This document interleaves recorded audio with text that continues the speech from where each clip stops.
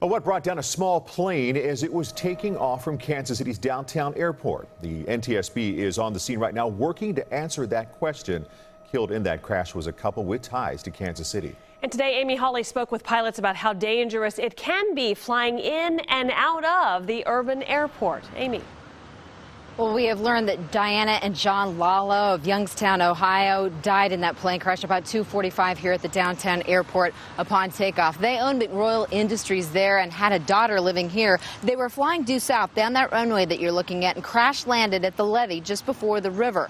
Had they gone several hundred feet farther, you can see that they would have been over a populated area just west of downtown Kansas City. The pilot knew he had problems on takeoff. He reported engine problems moments before he crashed. 90201, do have a problem.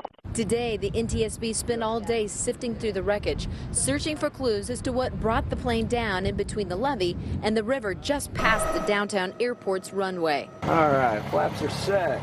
Pilots know how quickly they start flying over the urban area of downtown Kansas City.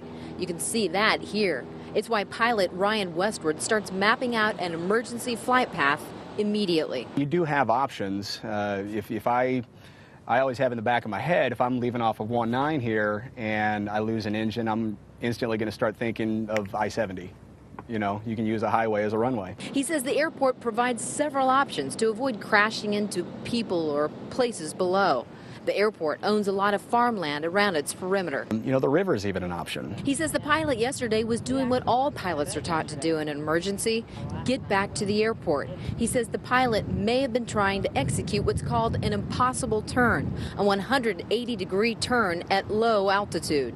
The executive chef works at this exclusive river club downtown, right in the airport's flight path.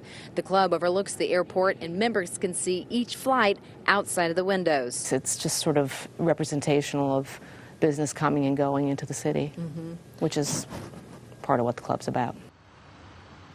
She says she's never worried about safety down here at the River Club, where they can see the flights go to and from the downtown airport. Witnesses say they saw the Lalo's plane yesterday take a very sharp turn at the end of the runway back toward the airport when it crash landed. The NTSB could take several weeks before they know exactly what happened to that airplane. In downtown Kansas City, Amy Hawley, 41 Action News.